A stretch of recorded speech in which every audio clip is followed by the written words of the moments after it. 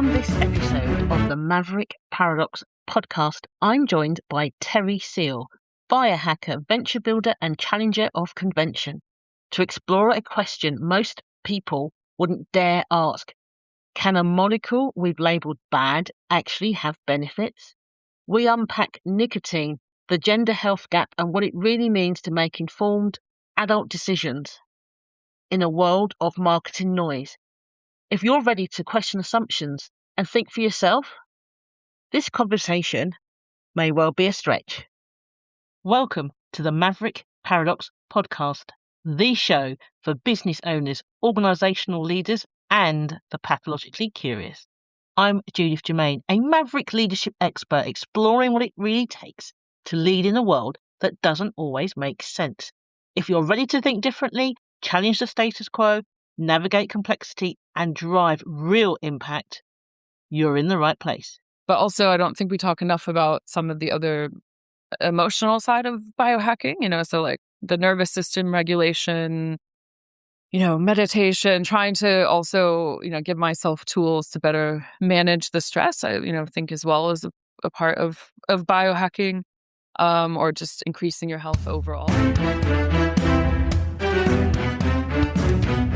And today our guest is Terri Seal. How are you doing, Terri? I'm well, thank you. Thanks for having me. You're welcome. Terri, tell me, what's your favourite TV show? Oh, I was like, I'm not ready for that one.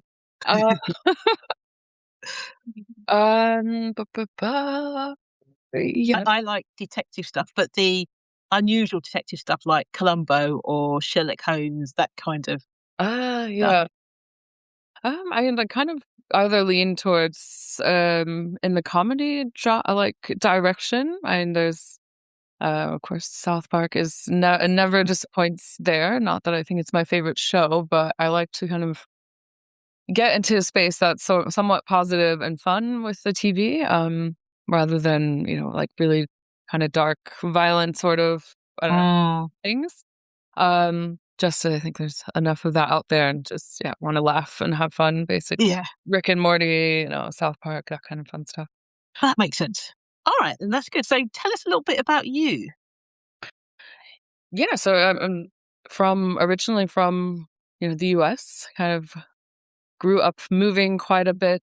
My dad was in the retail industry, so as the nature of that, you kind of move as things get bought and sold and integrated. And then landed in New York, where I started my career primarily in the consumer packaged goods industry. Really first started developing private brand products for retailers. So, similar to like Tesco's here in the US and all those Tesco brand products.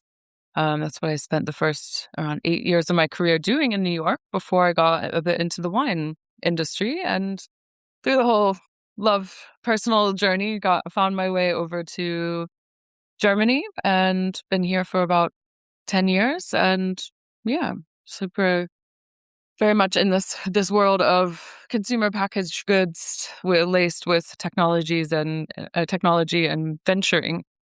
And besides that, I love cooking as a hobby. I have a dog who is trained for truffle hunting, so kind of very much. Oh wow, that's quite cool. Yeah, it was quite a journey, and it's really fun. It's fun to have that sort of bonding activity and to see, your dog like really love it. It's something he's super excited about, and like his ultimate day is probably, if he had to pick, would be out truffle hunting. Well, it's always nice to have truffles too. I get that. So I noticed your name, Terri, is with a Y and not an I, which is normally the masculine way of saying it. Is there a particular reason, or did you just like the Y? Yes. Well, so the story is, my parents didn't really have a name plan until the delivery room, and my mom loves telling the story that my dad was kind of shopping around some ex-girlfriend names.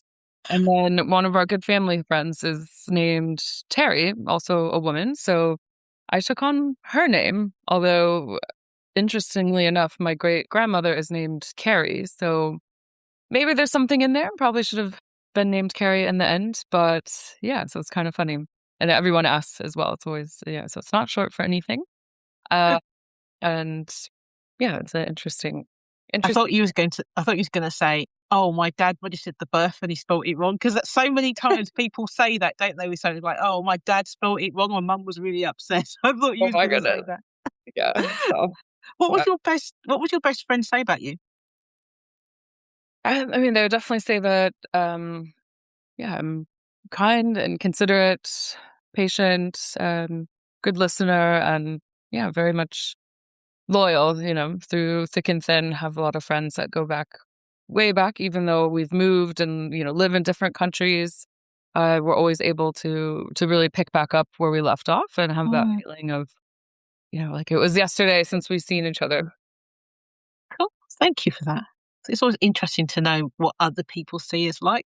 Yeah. Now, I understand that you've kind of come into this biohacking route. So, Yeah. could you tell us first of all what is biohacking and how did you get to where you are from where you've been? Yeah, absolutely. So, I mean, biohacking in the simplest terms are, activities that you can do to hack your health and, tap into improving your mitochondrial health. And this can be really simple things like getting daylight, getting proper sleep. Hydration is a huge one, all the way down to, things that are kind of increasing in popularity, like red light therapy. I think we're all pretty familiar with contrast therapy, so sauna and cold plunges, as well Um, as then a load of other modalities, including nootropics. So yeah, it's really just anything that you can do to improve your health on this cellular level. And, it doesn't need to be expensive or complicated. Honestly, the most simple things are what make the biggest impact: sleep, movement, eating the right things, staying hydrated.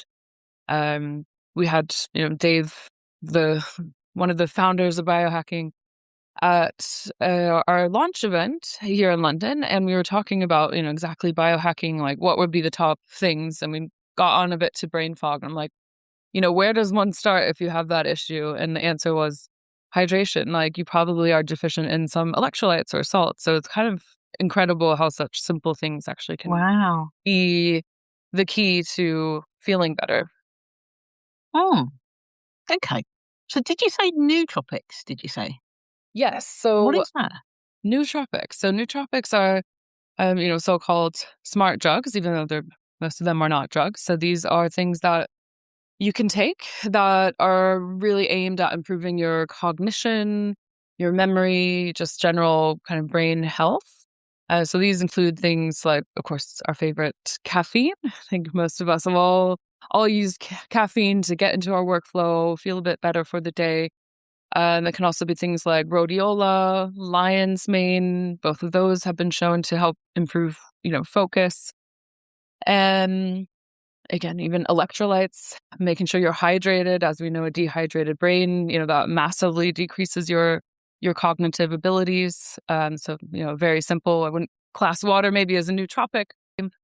So it's just really this class of actives, I would say, that again people use to, increase performance. Also forgot ketones is an important one because your body can produce ketones on its own, either through a ketogenic diet or even through fasting. When you switch over into that state of producing ketones, a lot of people report after, these multi-day fasts how clear and, like sharp they felt mentally.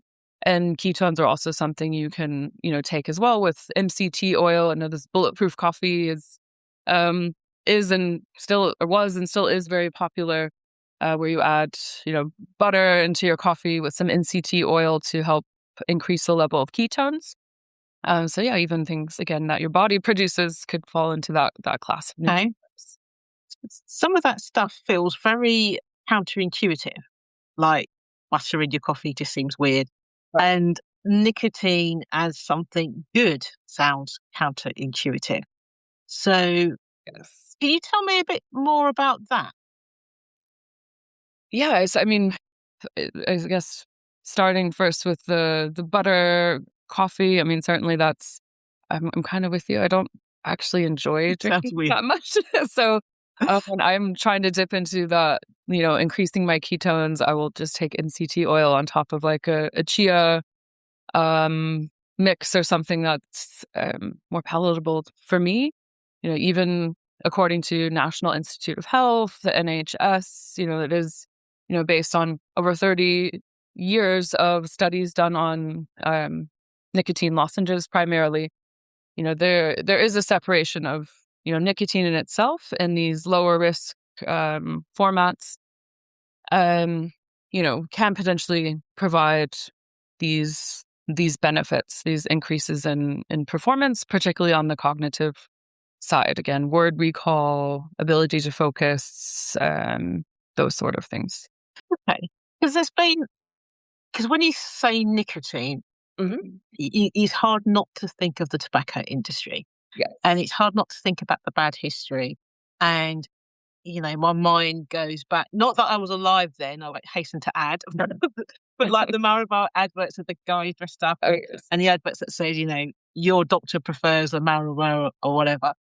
And then the years later discovering that it's been really bad for Yeah. you. So with the nicotine tablets, for example, lozenges, is there a danger that in like 5 years' time, someone's going to say, actually, these were really bad? I mean, Great question. And certainly the tobacco industry did no favors to themselves long term by kind of participating in extremely deceptive marketing practices and seeding the products in the way such as what you mentioned, getting doctors to recommend smoking. I mean, we know smoking is bad and it causes cancers all throughout the body and is certainly something everyone should avoid.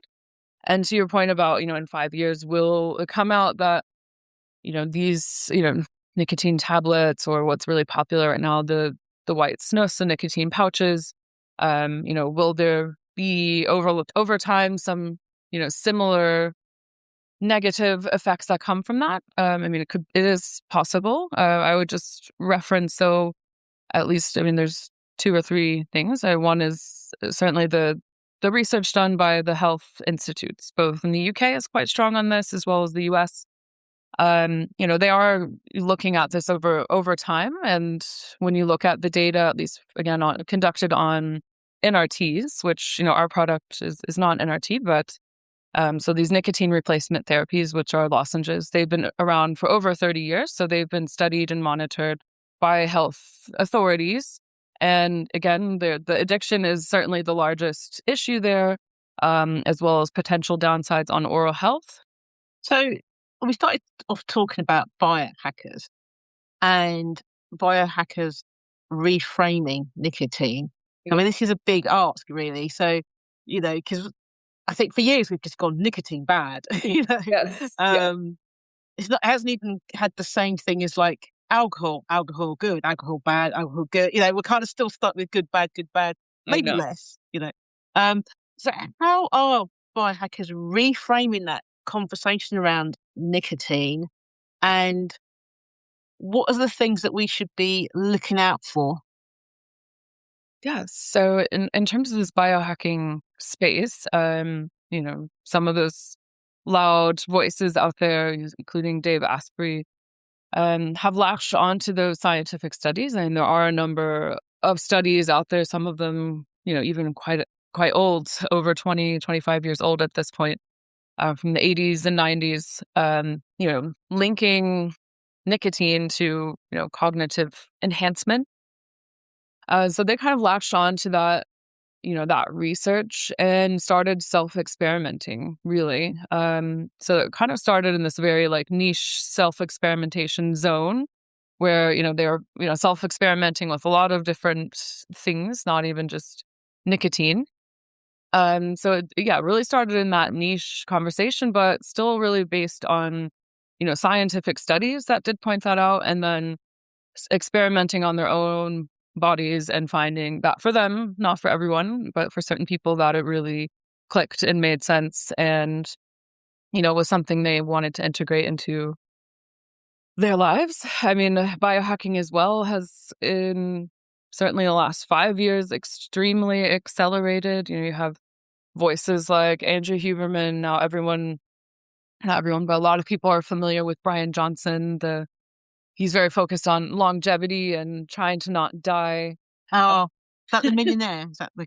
Exactly. Yeah, Yeah. yeah. So the Netflix documentary. Yeah, I saw the documentary. Yeah, he's actually against nicotine, but so there's definitely a solid discourse out there. But as that biohacking just kind of expanded, and they keep looking at really anything that one can do or take, naturally going back to nicotine kind of was inevitable in a way. I mean, nicotine and caffeine are some of the oldest, longest used substances in our society. I mean, so many authors, have written books on that combination of nicotine and caffeine, whereas other things, like you mentioned, alcohol, I think the science is coalescing around the fact that there's actually not really any positive sides to alcohol. So it is really based on the efficacy and the science there. And if you can remove some or most of the downsides of getting away from combustion, again, not in any way to say that it's 100% safe or non-addictive, but there are merits to nicotine as a molecule. And yeah, it's those biohackers, I mean, they really try anything. And again, I think they keep circling back around nicotine because it's, available, it's not expensive, and it has, a clear impact on their performance. So it's a very interesting.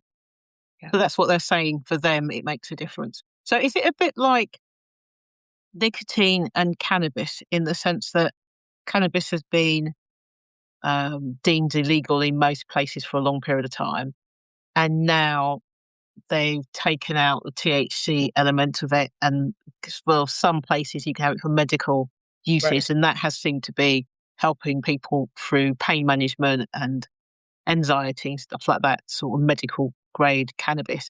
Is this a similar sort of thing that you're seeing with nicotine then? Yes, I think there's definitely parallels to the cannabis, medical cannabis side. Certainly THC is not as positive when it comes to the cognitive impacts, but all of those things that you mentioned, pain management, sleep is a big one, appetite for, cancer patients who are struggling to eat. And if you can abstract the THC from the combustion, which, smoking cannabis is not great for you, even though it has some real noted medical impacts. It is very much the same if we can remove the combustion from that and have safer alternatives that are really just about, THC, the molecule in that cannabis case. Then, the risk of taking it are a lot lower. I think it's a great parallel because also THC can be psychologically addictive, emotionally addictive, and there are some physiological addiction things. So it has a lot of parallels to the space or to nicotine. Yeah. Okay. So is there nicotine edibles in the same ways as cannabis edibles, or is there something similar but different?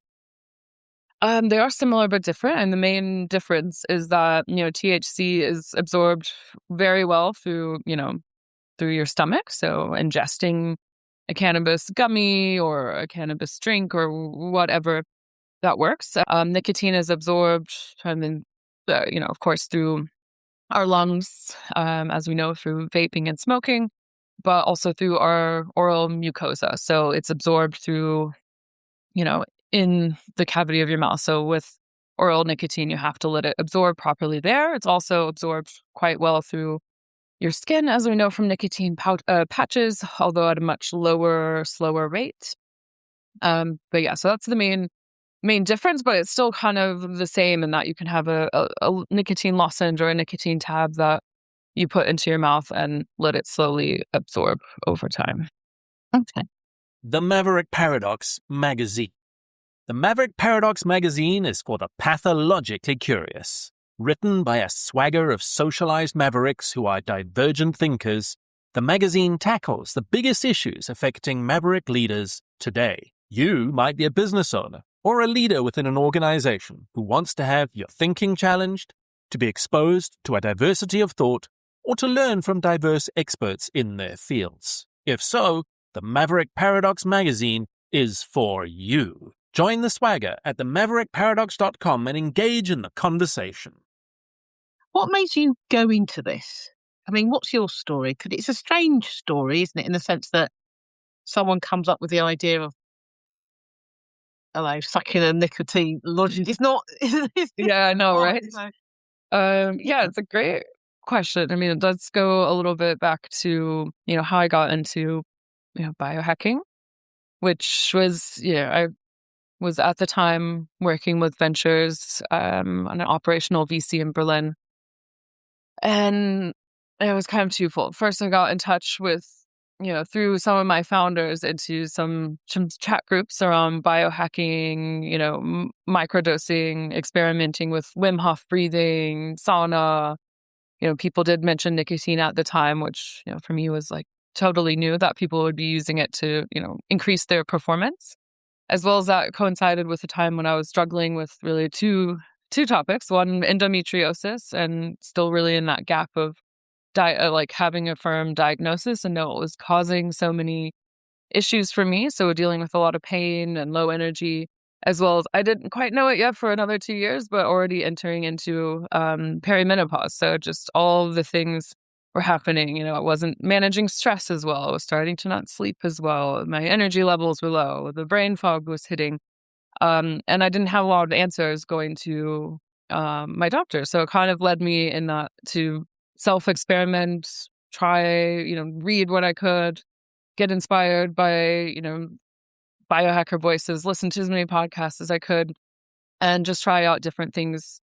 Really in the first stop to like reduce my pain and sleep a bit better. And then hopefully that would kind of help me be a bit more focused and manage the stress.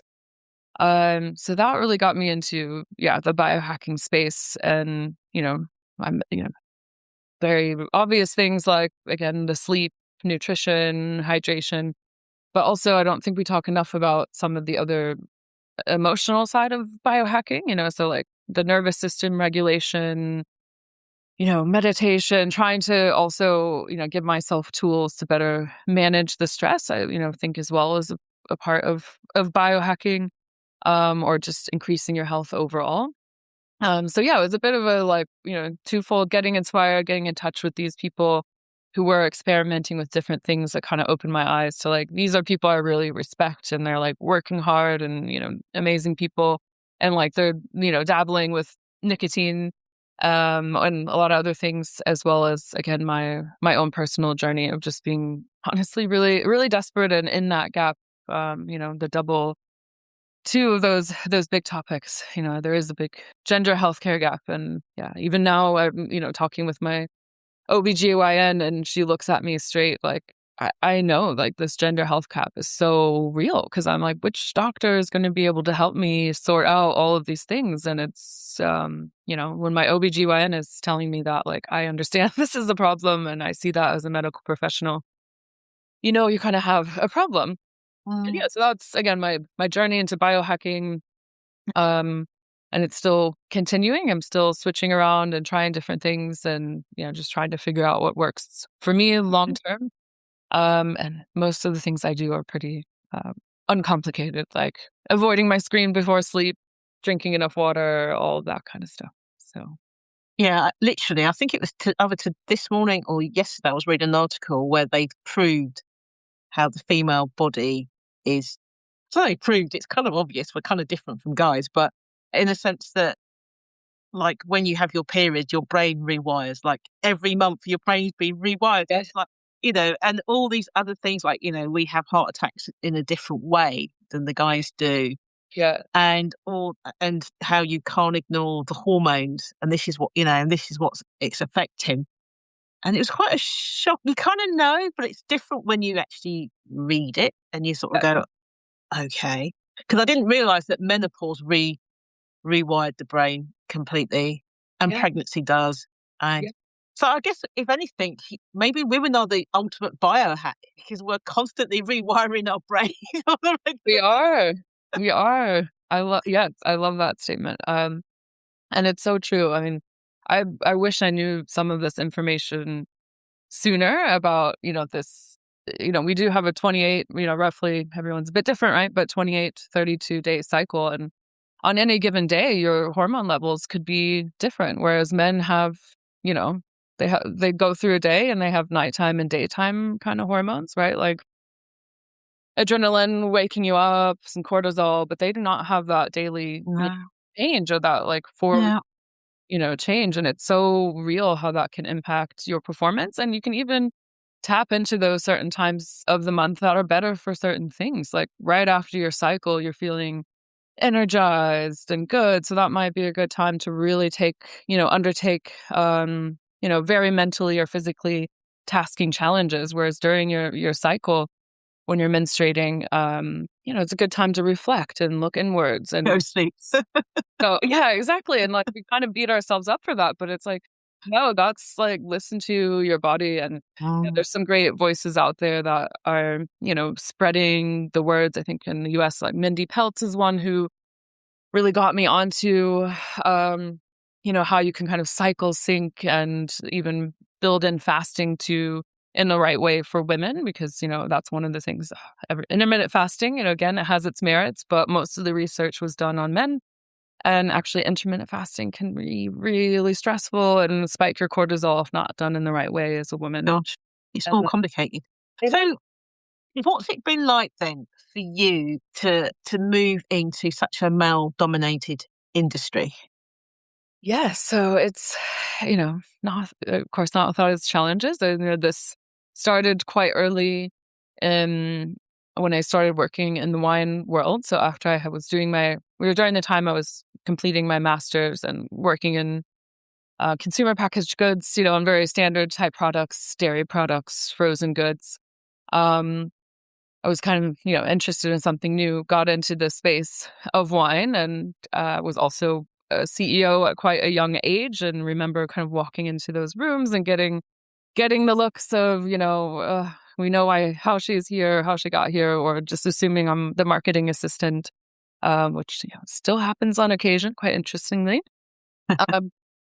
So yeah, it's been really, challenging. It does force you to kind of look inward, though, in terms of how you show up in those spaces. And, it's taken me a while, I think, to kind of figure it out, how to show up for me in those spaces and, protect my energy and try to understand, why I might be getting, triggered in certain scenarios. Not that, to say that people can't be just outright not good people or not nice in certain situations, but often it is like once you kind of get that awareness of some of those like bullies in the room can just be their inner child is not in a good place, right? So it's been interesting, it's definitely challenging being the only woman sometimes in those spaces, and as well in the nicotine industry is again another extremely male dominated space, as well as venturing early stage ventures, kind of the same thing when whether it's looking at funding or the number of, women as founders, those numbers are significantly lower than the funding that goes to men and the number of men who are founding companies. So yeah, I don't know. I must have just been assigned this challenge at birth to be, swimming upstream, if you will, at times. But yeah, it's still, industries that I really enjoy and am passionate about. So I, push through, and I think as well, wow, such a difference now when I first started my career to 2026, in terms of like the allyship, like, with finding men who support women in their careers and can elevate, as well as women really banding together in a positive way to help each other and, network and support. So there's more support systems out there, but, can definitely be a very lonely, challenging, space. But, if you own your craft and have the credibility as an expert and know what you're doing, I think ultimately you can, push through that. But it's not without those days that really make you like question why am I here? So Okay. So was it harder than getting funding, as you say, in venture capital? yes, it is. Yeah. I've worked on both sides, both on the allocation of funding and being, fundraising. So not for this current venture. I would say that was quite generally quite a positive experience. However, I am the only venture lead in our company who's a woman, so that I think speaks quite heavily to that point of there's not a lot of us or enough of us out there. But I recall when I was fundraising, I had when I first moved to Germany about 10 years ago now, I was fundraising for a wine matching algorithm. So it built the ability to kind of recommend different wines. You would take a little short questionnaire and it would say, hey, get this such and such wine for, your fish meal or what have you. And I recall in the fundraising time, you would just get, when I would sometimes go onto calls by myself, and I would have, I would just get really questioned, particularly on the financials. Like some reason, just, I don't know, women can't do financials or whatever. Or some men have a really difficult time believing that.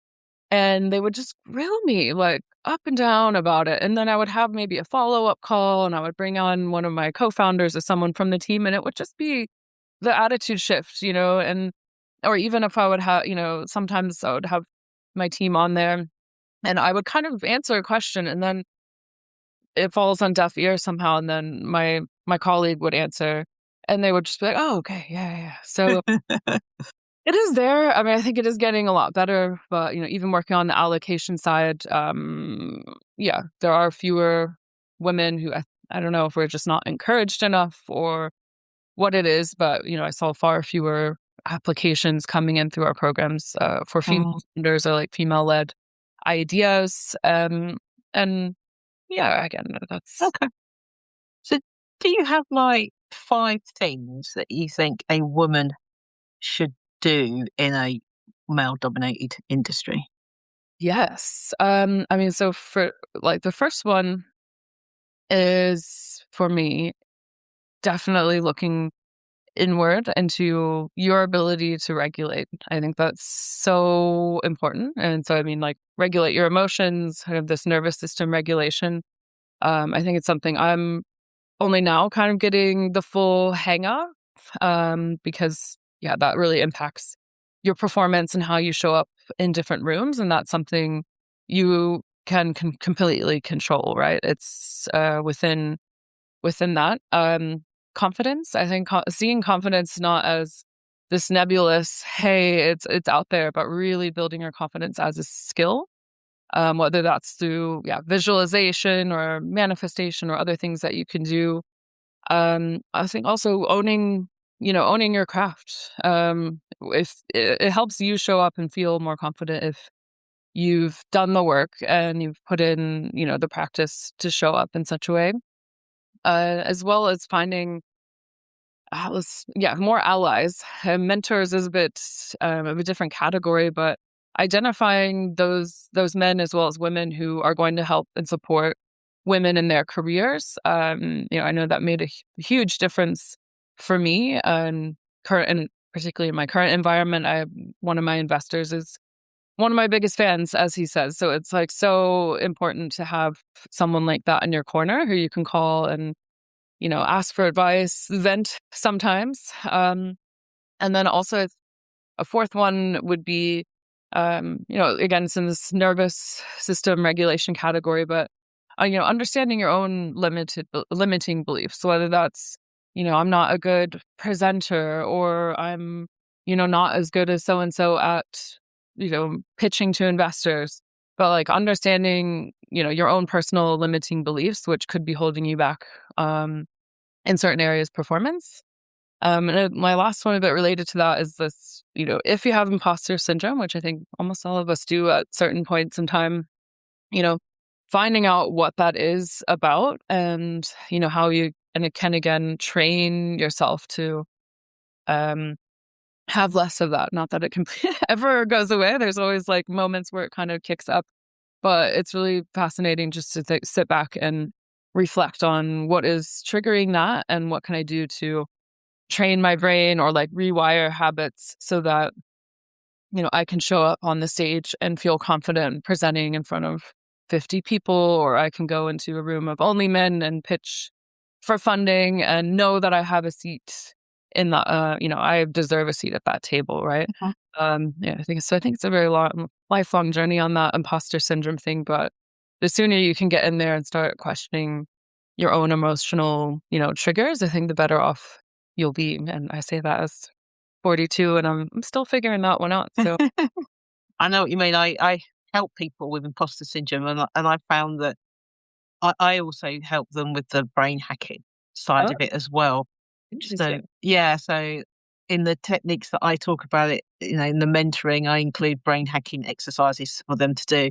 And I found that people, like one person reported that their imposter syndrome had reduced by about 97%, they said, in after 3 sessions. And they were teaching their colleagues what to do because it was that useful. They were going, what you need to do is. It's like, but yeah, so it is certainly possible. And I think it's a lot to do with how you see imposter syndrome. May I ask what these hacks are? Like what kind of in general the modalities or tools?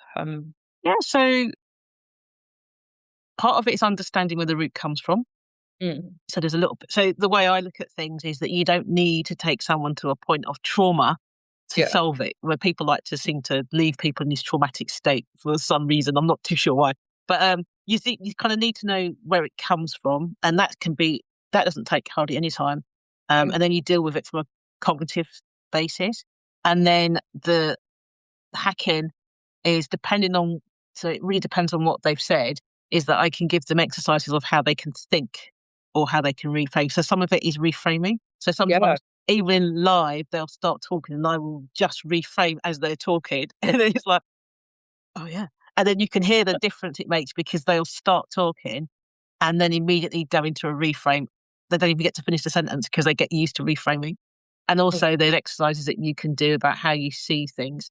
And it kind of like helps to rewire the brain so that you don't have negative talk going on. So he's keeping the brain from being toxic, really, from that perspective. So I love that. That's we just had this past weekend Maya Raichora speaking, and one of her last statements was like, your brain is like a puppy. If you don't train it, it's going to poo all over the place. And it's so true. Yes. Exactly. You keep telling yourself you're stupid, then what are you going to be? It's as basic as that. So I totally get that. What would you say your mission is? What's your mission? I mean, my mission is for me to spread the word. I think I've kind of become the endo/perimenopause warrior in a way of like spreading that. If I can be, inspire through our conversation or any others of like women to seek the right support, introduce them to new tools, whether that's, things like we are just discussing, kind of reframing your thinking. So that is a big, focus for, my personal life as well as, something I think that can influence and impact others. Okay. Yeah. So how are you going to ensure that the conversations that one end need to have is safe for consumers and sits within legislation morally as well as legally? Because it's very easy to be legal, but not so easy to be moral and legal, if you see what I mean. Yeah, no, absolutely.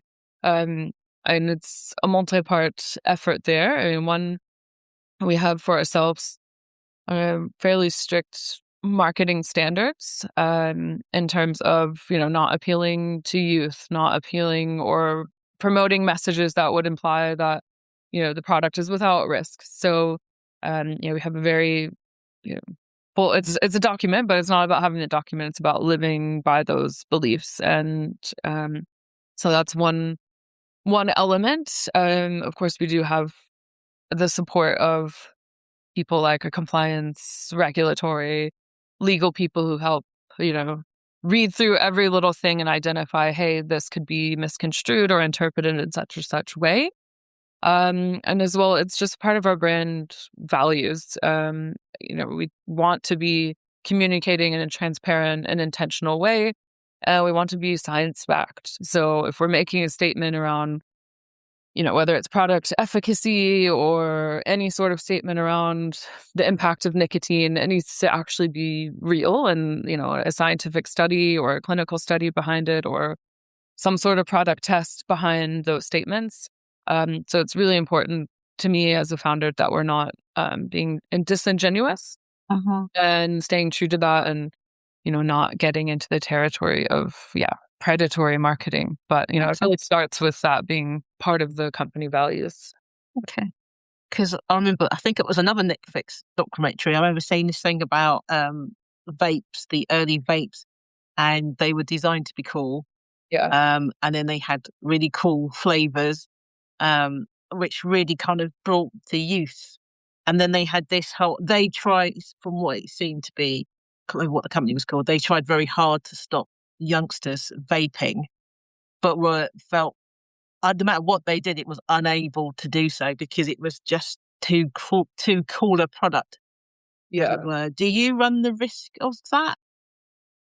I mean, yes, I think that's a risk for any nicotine product, right? That it has youth appeal and that it gets taken up in those categories. We do everything in our power to avoid that. And, I don't want to call out the name for those of you who haven't seen that documentary, but, they were going to events with like primarily crowds of 25 and under, and, having a booth in the back of like a club kind of environment. There's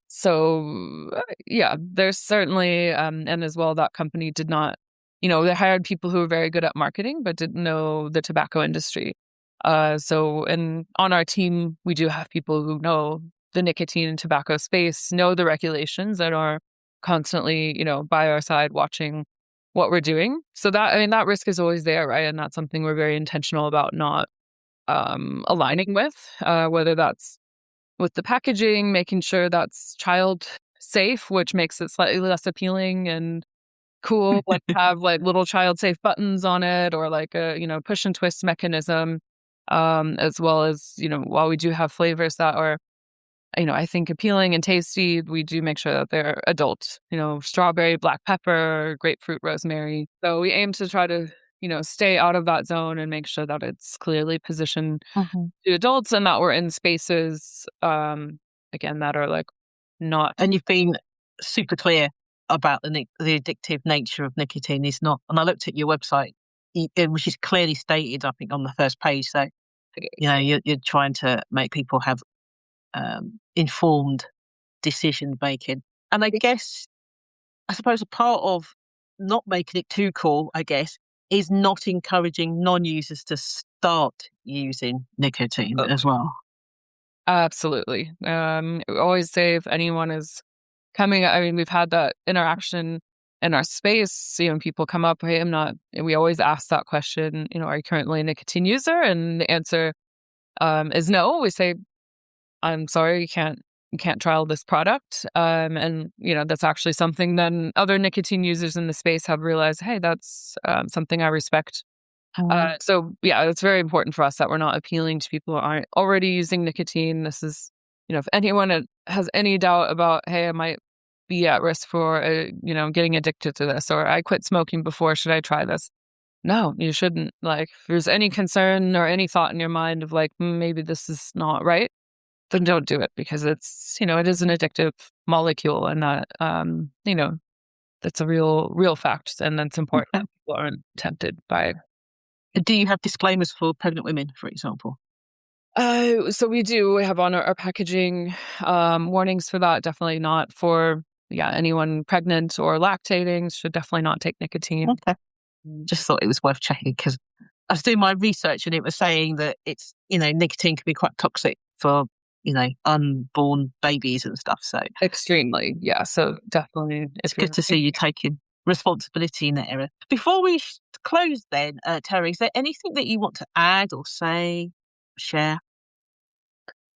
I think we've covered most of it, and I'm just thinking. Oh, you're challenging the status quo right now, aren't you? Yeah. So is there anything there? Is there anything that you need to do that's different in that space?